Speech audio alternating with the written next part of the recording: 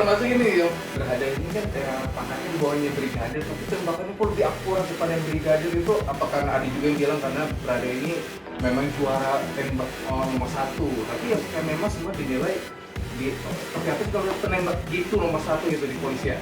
Oke, tapi bisa jadi seorang kombes gitu ya. Sakit di posisi kombesnya kolonel nih, bicara TNI. Gitu. Bisa saja dia tembakannya masih tepat dibandingkan sniper yang levelnya misalnya prajurit gitu. Bisa. Halo Besti, dimanapun Anda berada, bersama saya Faizal Pradi di Sofa Hijau. Kali ini kita akan bahas sesuatu yang sedang heboh di media sosial terkait polisi tembak dengan polisi. Nah, telah hadir bersama saya pengamat investigasi Mas Kirdi Putra. Apa kabar Mas Kirdi? Baik. Wah, ini kita tosnya atau gimana nih? Wah, gini deh, biar mantap. Mas Kirdi sibuk apa sekarang, Mas? Ya, bantu-bantu ini, bantu-bantu itulah ya. Bantu-bantu ini, semua bisa dibantu dan menghasilkan cuan, oke lah. Nah, ini pengamat investigasi lagi menginvestigasi apa sih, Mas? Kalau kita bicara tentang pengamat investigasi, biasanya apakah itu berhubungan dengan lembaga, misalnya pertahanan keamanan, kalau untuk pemerintahan, atau yang biasanya berhubungan dengan penindakan atau untuk membuka, mereveal adanya kasus-kasus kejahatan, misalnya terjadinya fraud gitu di perusahaan-perusahaan, apakah perusahaan finansial seperti banking, ataupun perusahaan-perusahaan yang berhubungan dengan banyak industri. Kan bisa saja terjadi hal-hal terjadinya penyalahgunaan wewenang dan sebagainya. Ya kerjanya kayak gitulah. Wah, berat sekali ya. Nah, ini salah satu yang berat yang lagi heboh nih, Mas. Melihat atau menyingkapi adanya kasus polisi tembak polisi. Kalau dari Mas Kirdi sendiri melihat kasus ini seperti apa sih, Mas? Gini, polisi tembak polisi ini kan sebetulnya bukan hal baru. Ini, polisi tembak polisi ini pernah terjadi, udah sangat lama ya kejadiannya. Di Papua waktu itu. Ada polisi tembak-tembakan, terus kemudian terakhir dia bunuh diri, tembak diri sendiri. Pernah kejadian. Itu Mas Kirdi sendiri juga Enggak, tapi itu saya ngikutin waktu itu kasusnya. Gitu ya. Waktu itu saya lupa, TNI atau polisi gitu. Pokoknya ada kejadian aparat pemerintah, hubungan pertahanan keamanan. Juga pernah terjadi beberapa waktu yang lalu, antara tahun 2010 tahun 2020 gitu, juga pernah terjadi di Polda Metro waktu itu, di mana korbannya adalah kepala layanan masyarakat. Iya. Waktu itu. Nah, jadi ini bukan hal baru sebetulnya, karena selama orang yang memegang senjata dan kemudian di antara mereka itu tidak benar-benar teruji atau siap secara psikologis untuk megang senjata, itu sebetulnya berada dalam risiko tinggi. Karena bisa jadi, ya namanya manusia, bisa lepas kendali, bisa marah, bisa segala macam. Itu juga sangat mungkin kemudian terjadi penyalahgunaan hal tersebut. Nah, kalau kita tarik lebih luas ya, polisi tembak polisi ini kan karena ada dua orang, copot bajunya, bukan polisi, ini dua manusia, dua individu yang misalnya punya masalah, dan kemudian megang senjata gitu ya, ya terjadilah. Ya, itu kalau dua-dua pegang senjata. Kalau salah satu yang nembak-nembakin gitu ya, bukan polisi, ya polisi yang nembak gitu, polisi gitu ya.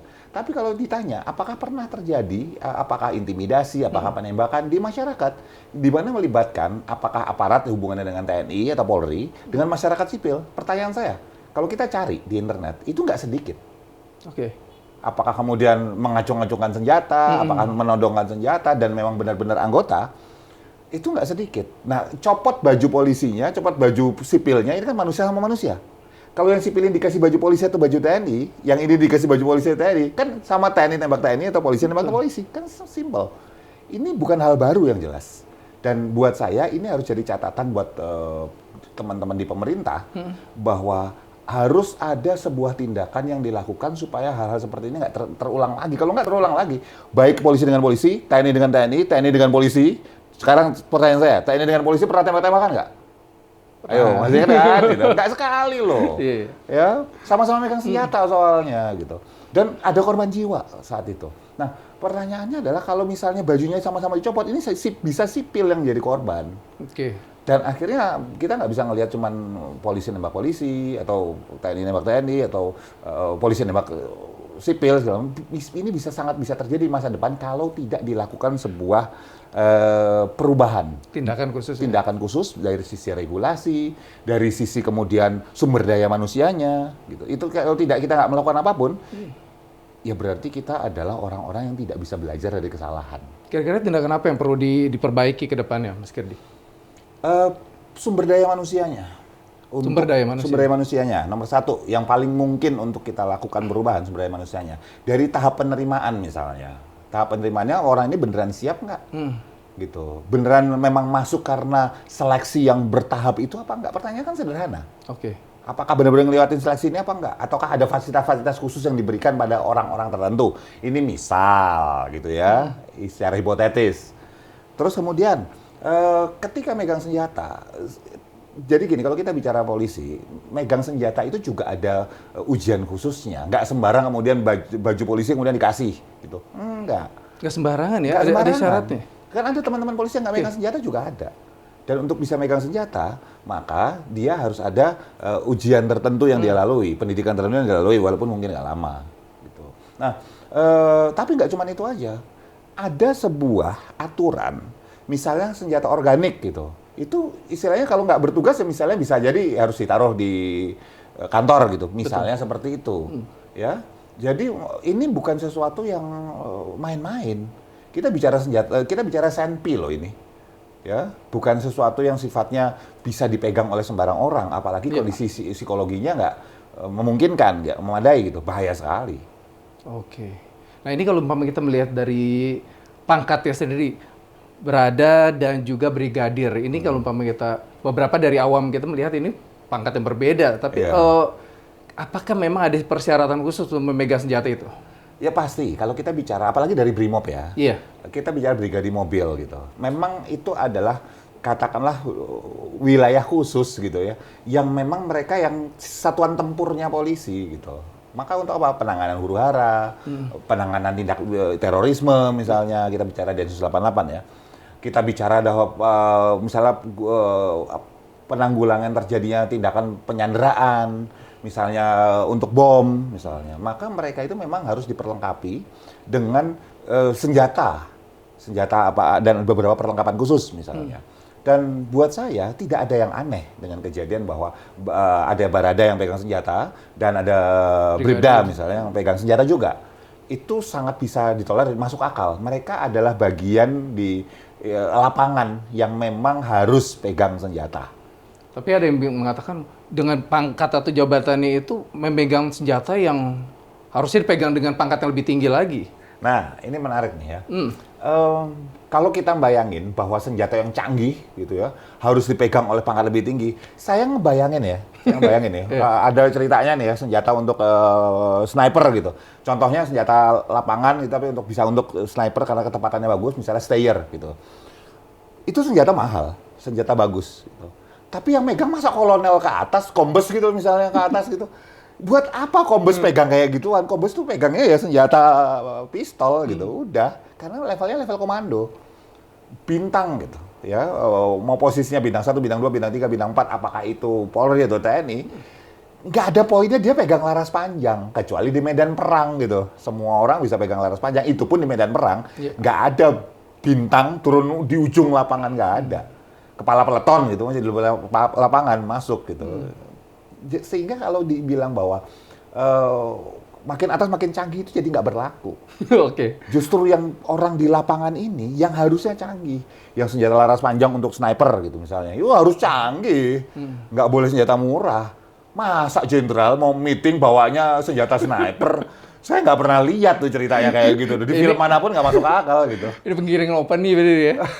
Loh, nggak apa-apa. Tapi yang jadi masalah, netizen kita itu belum apa-apa udah gampang banget digiring gitu loh. Mbok ya cari tahu dulu, mbok ya dilihat dulu kondisinya gimana gitu. Tapi kan lebih enak gibah sih ya. Betul.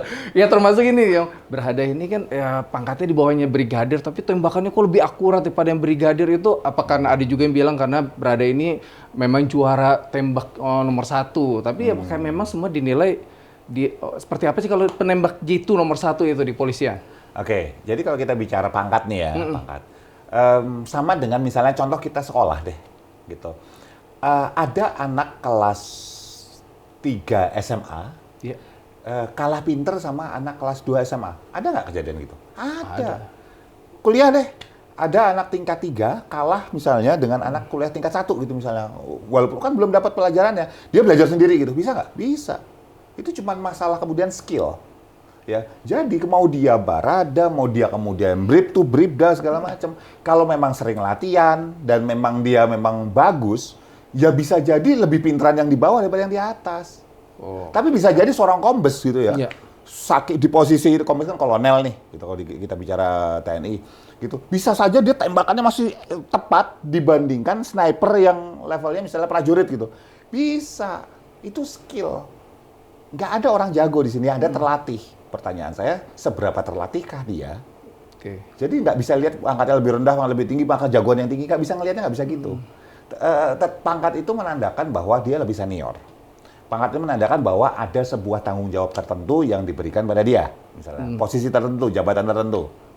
Kalau nggak lebih kayak gitu aja. Wah, ini menarik sekali nih. Apalagi kalau memang kita melihat ini ada tembakan lebih dari 5 kali ya mengenai brigadir dari J ini. Dan kalau kita lihat, apakah memang harus sampai segitu banyaknya tembakan yang harus diluncurkan? Persyaratan seperti apa sih kalau umpama dilihat dari investigasinya? Kalau saya ingin melumpuhkan seseorang, Iya. satu tembakan udah cukup sebetulnya. Tembakan gini, melumpuhkan itu artinya sebuah tembakan dia di bagian tubuh yang membuat dia kemudian terjatuh misalnya. Iya. Dan sulit terbangun sehingga saya bisa ngambil senjatanya, saya tahan untuk mengamankan senjatanya. Contohnya misalnya di mana? Di kaki misalnya. Pinggang, tapi wilayah yang nggak kena organ vital. Atau misalnya di bahu, gitu misalnya. Ya, itu bisa. Kalau misalnya tembakan untuk mematikan, ya tembakannya di organ vital, kepala, gitu misalnya, atau di leher, misalnya jantung, ulu hati, ya, atau di bagian perut yang pecahnya pembuluh nadi utama di daerah perut sehingga pendarahannya udah nggak bisa di stop lagi, itu bisa. Nah, satu kalau ditanya satu peluru cukup. Kalau orang itu memang penembak jitu, satu peluru aman. Kecuali orangnya geser-geser, lari-lari gitu, ya. Tapi biasanya kalau misalnya, jadi gini, kalau basisnya referensinya film, Arnold Schwarzenegger atau misalnya si Sylvester Stallone gitu, itu orang nggak mati-mati gitu, tembak-tembak segala macam gitu. Kejadian beneran walaupun orang sebadan kayak gitu, tembak sekali di organ yang vital jatuh orangnya. Oke. Gitu loh. Ya kecuali begitu tembak gitu, oke, kebal. Gitu misalnya ya, ada bacaan-bacaannya misalnya gitu, sehingga nggak tembus itu beda Sampai kasus. harus berapa kali tembak? Beda kasus. Ya kalau ada bacaan-bacaan nggak tembus lah gitu ceritanya ya. Kalau percaya. Gitu. Nah, menariknya adalah ini orang pasti nggak diem nih tembak-tembakan segala macam. Tapi begitu kena hit sekali, sudah pasti dia minimal terjatuh. Dan untuk misalnya katakanlah dia belum lumpuh, ini ditembak sekali cukup. Gitu. Nah, kalau ada tembakan yang berkali-kali seperti itu, apalagi beberapa tempat itu memang daerah cukup vital gitu, maka kita nggak bisa mengkategorikan ini sebagai tembak-tembak hasil dari tembak-tembakan ini apa namanya antar dua orang yang kemudian apa namanya yang satu ngumpet, satu kena tembak jatuh segala macam, terus todong gitu misalnya gitu, ya, atau ditembak itu 2 tembakan gitu misalnya. Kalau lebih dari 2 dan apalagi 5 tembakan misalnya. Di daerah-daerah yang cukup vital, buat saya ini masuk dalam yang namanya crime of passion. Apa itu Crime of passion itu adalah sebuah tindak kejahatan, pembunuhan misalnya dalam hal ini, karena ada sebuah rasa, ada emosi, ada sakit hati di situ. Misalnya ada orang ditusuk, gitu ya, ditusuk berkali-kali, jep. Kalau misalnya contoh perampokan, ditusuk paling sekali 2 kali terus atau sekali gitu untuk melumpuhkan karena orang yang lawan. Kayak gitu ya. Kecuali misalnya orang tawuran berantem, terus kemudian dibacok berkali-kali gitu, karena dia dendam sama orang ini. Misalnya dia kena pukul duluan atau kena bacok duluan gitu, dibalas bacokan berkali-kali. Kan karena ada amarah, ada wrath gitu, ada rage gitu, ada kemarahan yang luar biasa. Nah, logikanya kalau sampai penembakan kayak gitu, yang harus dicek tuh sebetulnya lebih jauh lagi nih, lebih jauh. Yaitu apa? Seberapa jauh tembakan yang dilakukan? Oke. Seberapa jauh? Karena kelihatan peluru itu, kita bicara science pendekatannya ilmiah. Peluru itu begitu nembus, jenis pistolnya apa, jaraknya berapa, apakah pelurunya dari pistol itu atau bukan, itu bisa dicek semua sekarang. Oke, jadi saya menembak dari jarak 1 meter, dan saya menembak dari jarak 5 meter, itu kelihatan. Bisa, tim forensik bisa, sangat bisa. Kalau ada yang bilang nggak bisa segala macam, ya satu bilangnya masa segitunya sih nggak bisa gitu, enggak bisa kok. Ya, Oke. Yang kedua, kalau nggak bisa, ada kok ahli-ahli bisa diterangkan untuk bisa gitu loh. Ya, jadi sebetulnya bisa dicek jaraknya berapa jauh. Apakah jarak dekat, apakah jarak jauh, terus dari sudut mana? Apakah pelurunya itu semua dari sudut yang sama? Karena kalau tembak-tembakan dari jarak jauh dan orang yang bergerak, pasti sudutnya beda-beda. Pasti sudah beda. Dan tembakannya ada yang nyerempet doang, ada yang segala macam gitu. Nggak gampang loh. Ngomong-ngomong operasi senpi itu nggak gampang. Buat yang sekali lagi, selama acuan kita bukan filmnya Arnold Schwarzenegger, Sylvester Stallone, atau si Liam Neeson gitu misalnya, gitu ya. Ya nggak gitu, gitu. Apalagi Thor, misalnya, gitu. Makin aneh. Makin aneh lagi, nggak nyambung, gitu. Nah, tapi logikanya adalah, sebetulnya bisa dicek. Dan jenis peluru tersebut, misalnya ada pistolnya yang ditahan gitu misalnya. Tinggal dicek secara uji balistik kok. Setiap pistol akan mengeluarkan peluru itu kan muter di larasnya itu. Ini kayak sidik jari jadinya. Jadi kalau dicocokin tuh, peluru ini ditembak lagi, jeder gitu, terus diambil pelurunya, sama nggak pelurunya? Kan tinggal gitu. Terus sidik jari di pistol tersebut. Terus siapapun yang pegang senjata tersebut, itu ada namanya GSR, gunshot residue di tangannya. Gitu. Gitu, kena. Ya cek aja ya, ada gunshot residue-nya berapa. Dan gunshot residue itu, bekas residu mesiu di tangan itu bisa tahu, ini sudah 3 hari, ini sudah 6 hari. Bisa kelihatan makin tipis, makin tipis, makin tipis. Dan dia bereaksi dengan kulit, jadi nggak bisa langsung dihapus dengan mudah. Nah, bisa dihapus, bisa, tapi nggak mudah. Oke, dan sebagai pengamat investigasi, jauh ini investigasi yang sudah dilakukan menurut Mas Gerdy sendiri bagaimana? Ya, sebetulnya simpel. Kan yang dibutuhkan itu adalah prinsip keadilan. Iya. Ya, kalau prinsip keadilan artinya bahwa yang bisa kita lakukan adalah memastikan semua prosedur di kepolisian itu dibuka ke publik. Prosedurnya apa aja sih? Dibuka. Jadi gamblang buka. Kalau misalnya teman-teman kepolisian memang menyatakan bahwa ini adalah polisi baru yang lebih transparan, lebih jujur, lebih profesional dan sebagainya, nggak apa-apa. Yuk kita percayai dengan bukti-bukti. Buka prosedurnya gimana dan sekarang sudah sampai mana. Lo kan zaman sekarang kalau misalnya kita pesan dari e-commerce kan bisa kelihatan lagi apa. Oh sudah dibuka sama tokonya. Oh sedang dipersiapkan barangnya. Oh nunggu kurir datang. Oh dalam pengiriman. Oh sampai kan gitu ada trackingnya kan. Betul gitu. betul. Ya gitu aja simple. Jadi sekarang banyak sekali giringan opini yang dilayangkan oleh publik sendiri karena memang banyak sekali ganjilan yang ditemukan di kasus ini seperti CCTV yang dikatakan rusak pada itu untuk mengganti baru. Nah ini pandangan dari Mas Gerdy sendiri bagaimana? Gini ya, manusia Indonesia ini lucu buat saya. Kenapa? Kita dagelan semua kok. Gitu ya. Kenapa saya bilang kayak gitu? Kita ini hot. Ada yang baru, wah semua netizen ikut aktif berpartisipasi. Betul. Nanti begitu ada yang baru lagi, ini geser nih, guru sini. Gitu. Dan buat saya, itu menyebabkan banyak kasus-kasus di Indonesia ini yang kemudian tidak terkawal dengan baik.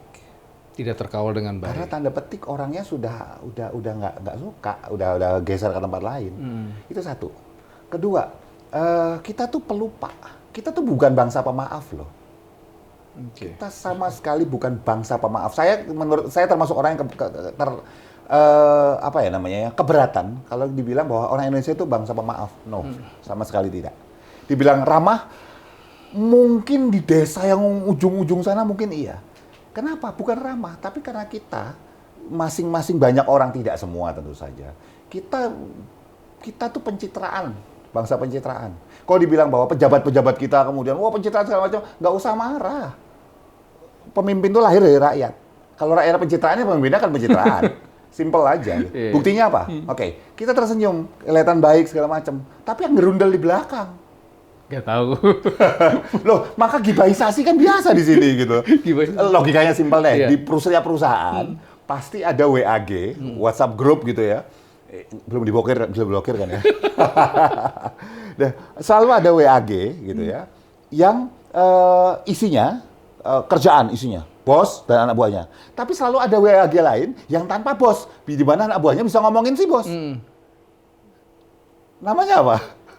Gibah. Tapi di depan bos senyum. Gitu. Gibanisasi. Dan di depan bosnya senyum. Yeah. Itu namanya apa? Ramah. Enggak, citra. Pencitraan. Jadi simpelnya gini. Karena kita penuh dengan kayak gitu, Iya. nggak usah teman-teman polisi deh, gitu. Jangan nunjuk deh, jangan nunjuk ya. Masyarakat, kalau masyarakat ini jadi polisi juga sama kejadiannya, gitu loh. Oke. Nggak usah jauh-jauh. Jadi sebetulnya yang perlu dilakukan adalah buka prosedurnya seperti apa, langkahnya sampai di mana, gitu.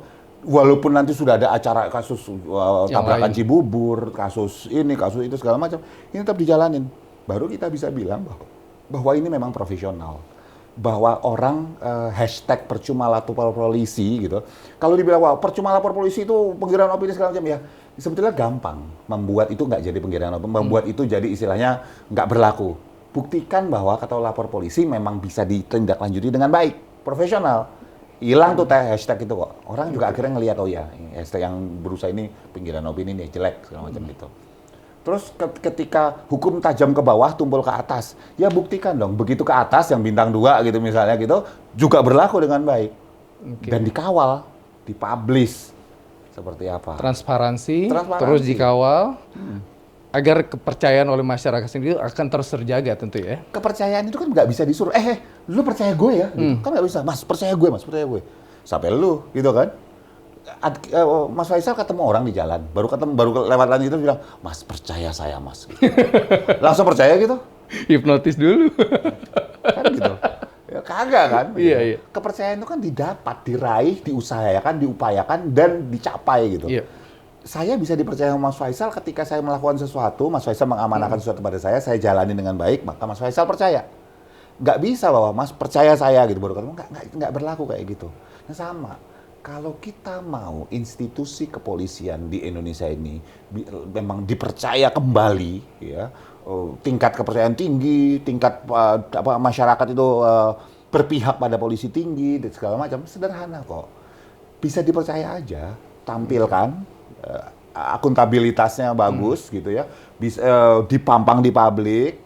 Terus bahwa untuk membuktikan bahwa bukan cuma tajam ke bawah tumpul ke atas, yang orang pejabat semuanya, itu tuh kasus. Sekarang pertanyaan saya, kasus yang ada orang yang ngebukin pengemudi lain yang di jalan tol gitu, mana kasusnya sekarang? Simple, buktiin bahwa lapor lagi polisi, kan teman-teman di kepolisian, di TNI, dimanapun itu di pemerintahan, kerjasama dengan media itu gampang kok. Tampilkan aja di media, walaupun udah nggak naik gitu, naik daun ya, tampilkan di media. Kenapa? Oh ya, satu lagi, kenapa katakanlah ini akan surut pada waktunya gitu, dan ini diketahui oleh siapapun yang bikin skenario ini udah diketahui. Kenapa? Karena netizen kita sukanya yang viral, sukanya yang lagi heboh, lagi hot. Kalau kita bicara pendekatannya yang lebih agak kelihatan keren lah, namanya FOMO kan, Iya. fear of missing out.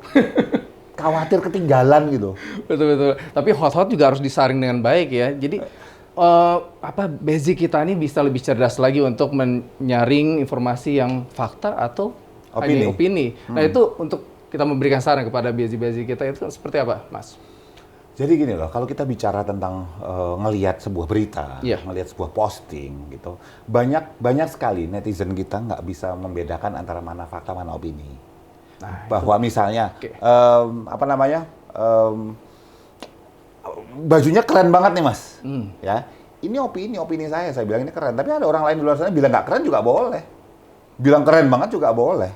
Tapi kan pakai jas pakai gini itu kan keren, iya kan opini kita, opini saya, opini siapapun itu, ya orang yang suka batik bilang ini nggak keren, dan opini dia, dan opini nggak ada benar salah, adanya adalah setuju nggak setuju, nggak ada dong, masa gue beropini dibilang salah, nggak ada cerita. Saya mau bilang opini saya terhadap apapun, kalau kita bicara ekstrim bahkan terhadap agama sekalipun, itu haknya dia, opini dia. Oke. Gitu. Menimbulkan kehebohan, ya selama belum matang penerimanya agak susah sih ngomongnya. Ya, betul. Nah, contoh fakta ya, ini hijau. Betul. Ya, tapi ternyata ada warna saya nggak tahu tuh, biasanya ibu-ibu tuh yang pinter tuh ya, Tosca lah atau apa, enggak hijau mas, ini Tosca. Oh ya berarti saya fakta yang salah, gitu loh. Fakta itu bisa benar salah. Misalnya ruangan ini dingin, itu opini. Karena buat saya, misalnya pakai baju double gitu, panas banget sih ini ruangan, berhak aja. Buat Mas Faisal dingin boleh. Ternyata kita lihat termometernya 18 derajat gitu. Itu fakta. Kalau ternyata pakai alat yang lebih detail, ternyata 20 derajat bukan 18, maka yang 18 tadi fakta yang salah. Ini fakta yang benar.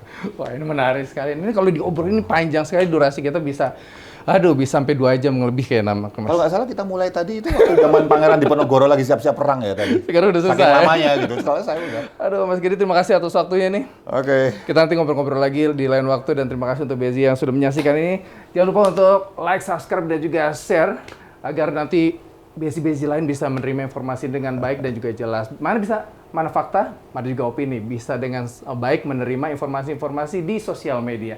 Baik, saya Faizal Prali pamit undur diri. Sukses selalu untuk Anda dan sampai jumpa.